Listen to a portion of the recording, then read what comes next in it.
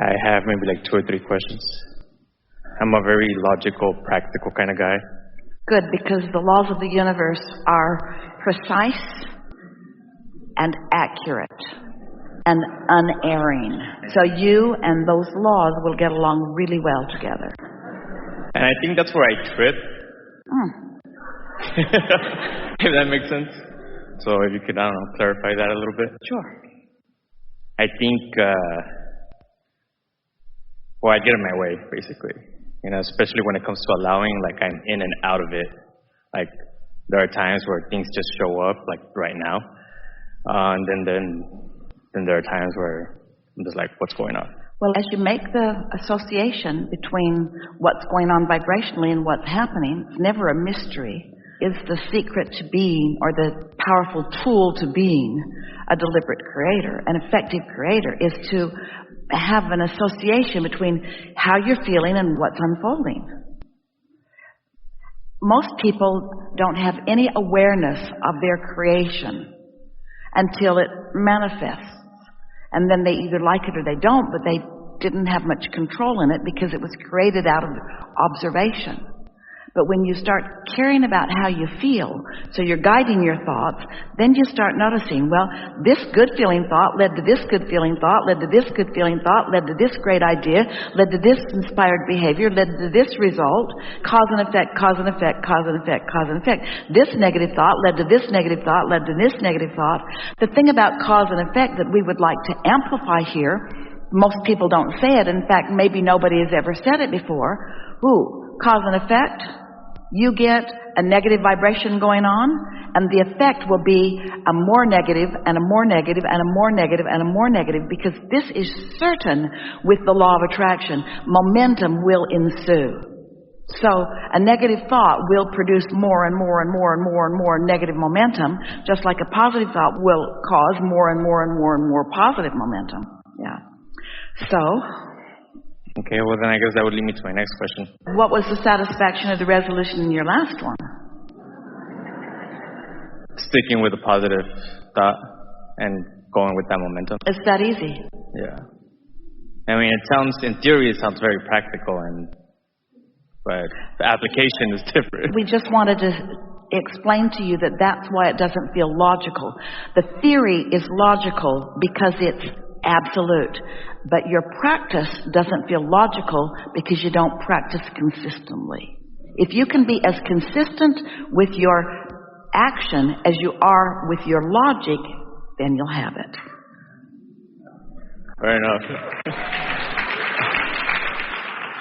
Then my next question. How do I get all the money that's in my Vortex bank account and put it into my Chase bank account? By understanding that it is a vibration right now that has to turn into money. Yeah. And you don't really want to get it out today, because when you take this pile of vibration to the bank, they'll call the psychiatric people at the hospital and say, this guy's trying to deposit air, basically, and insisting that there's a fortune there. So you have to be willing to allow the vibration to turn into the tangible, but you have to be as excited about the vibration as you are about the tangible. You can't need it to be tangible before you're excited. You must be excited about the emotional content. Okay. You must be excited about your feeling of elation as much as you are about the way you think you would feel if you won the lottery. If you won the lottery, you'd feel excited because you'd be reacting to having won the lottery. We want you to get out ahead of winning the lottery and feel excited about your vibrational escrow, and then you'll win the lottery. If I'm understanding correctly, I should be excited before all that money comes into my reality. You have to be a vibrational match to the money. And if you don't feel happy about the money, it can't come. If you feel sad that it hasn't come yet, you're a match to it not coming yet. So it continues to not come yet, because that's the vibration you're practicing. So people say, so I'll just get overextended on all my credit cards. Is that the answer? Well, if debt feels like abundance, then go for it. Okay.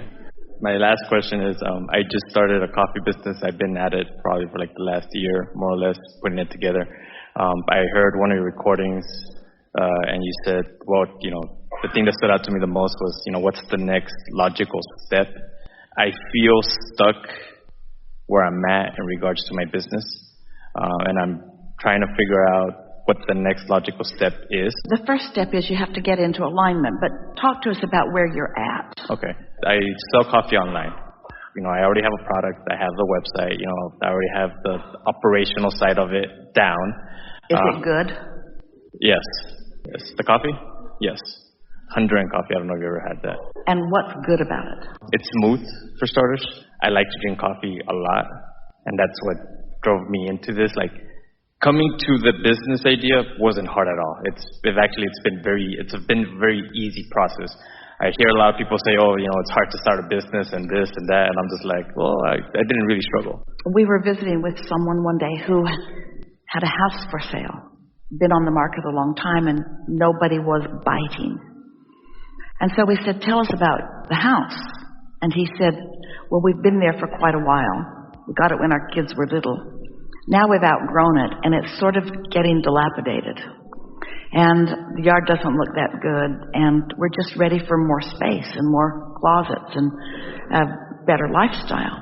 And we said, so the advertisement that you're sending outward into the vibrational universe is, come and buy from us this rundown house we no longer want. That was what he was emitting, and then wondering why no one was coming. So we said, talk to us about how you felt when you first found the house. He said it was just right for our family. And we bought furniture as we could afford it, and it was so exciting, every piece we brought home. And every weekend, we would go buy another tree or another bush or another plant, and we would plant it together. It was so fun watching the house coming together. And he contacted the office within a week or two from his conversation, and the house had sold because he sent out a different advertisement. He said, come and buy this house that's just right for you. A house that your small family can grow into. A house that you can improve just in the way you want it to improve. The universe is responding to your vibration. And so that's why we're asking you. Earlier, did you hear us say that every business, every empire is created completely, 99.9999999, before the first coffee bean is purchased or marketed? It's happening in your vibration, but you have to keep yourself renewed to your own dream, because reality, as a dream is unfolding, sometimes doesn't look like the dream you dreamed. And if you let reality distract you from your dream, then your dream will take a backseat to the reality that you're living. And so what is will continue to be your profit margin. Do you want your profit margin from this week's sales, or do you want it from your dream? My dream. Do you want people around the world to experience this coffee from the point of view that you know it to be, or do you want them to never even hear about it because you're too involved in the business to actually project a vibration that makes people want to find you? And that's the issue. Do you know that the internet website optimization, getting the right information in your internet address, which is how people find you, is minuscule in comparison with the vibrational broadcasting that you are offering? And do you know that one who's connected to the stream is more powerful than 1 million who are not? So if you lose the dream, then the universe is responding to your observation. This is what we're asking of you. We want you to become a vibrational observer rather than a manifested, see it, hear it, smell it, taste it, touch it. So observe the vibration. Observe your vortex business for us. Tell us what you see. Observe it. Okay. I see it being big. I want to scale it to a ridiculous size. Is all the coffee that you can buy at the grocery store or wherever people buy coffee, is it all smooth like that, or is this uniquely smooth? It's uniquely smooth. The reason I got into it, honestly, is because I like to fish a lot, and bad coffee sucks. Well, here's the thing. You don't have to sell people on buying things that taste good, do you? No. In other words, would you send an advertisement that says, I've got this coffee and it's not good, but here's the address, and I'll send you all you want? Well, I mean, I got tired of drinking bad coffee. That's what really put me into it. So clean it up a little bit. I prefer good coffee. I believe most people do. I think most people can discern the difference. I don't think it's a big sales job. When people taste it and like it, they want it. In other words, isn't your pitch and our pitch the same pitch? Yeah. Gravitate toward what feels good. Gravitate toward, in your case, what tastes good, therefore feels good.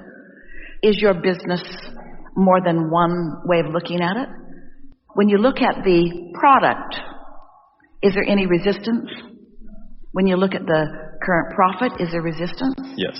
So why wouldn't you just look at the product? Why would you look at the thing that causes resistance? We'll tell you why. Because humans think that's how they get things done. We find a problem, and then we focus upon the problem, and we meditate over the problem, and if we strain and struggle long enough and hard enough, then the solution will come. That's not logical. That's not logical. I have a product, a really good product. I knew it was a good product the moment that I interfaced personally with this product. It was so good, I thought, man, everybody would really like this. I would like to make this available to more people. If it's good, as you say, and it is, and people who drink coffee want good coffee, and they do, then what's not logical? What's not logical? So you came here with a problem and forgot about your problem during the 2 hours that happened before you came into the hot seat. And then you were inspired to the conversation that will bring you some sales. Ester's all over it. I appreciate that. Good idea. That's how it happens. In this situation, it was a thought turning into a thing rather quickly. And if you weren't ready for it, it would not have been. But isn't that how it works? And isn't that logical? And don't you want to eliminate the idea that things are illogical when they are always logical? Yeah. Isn't there a logical path to everything that you want? Yeah. There's just finding it. Yeah. Well, the logical path, see, it feels not logical. When you ask a question to which you don't know the answer, you introduce resistance into the equation.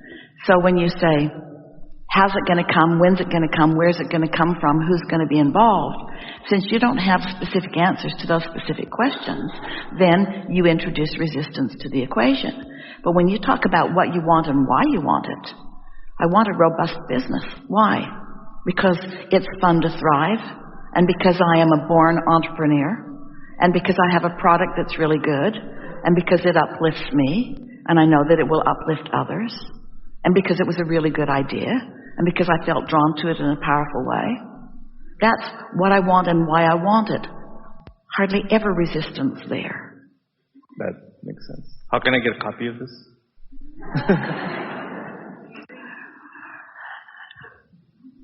Well, it's gone. You've missed your opportunity. This is a shill, this whole conversation. He doesn't really have a coffee business. It's just our opportunity to sell him some recordings right here.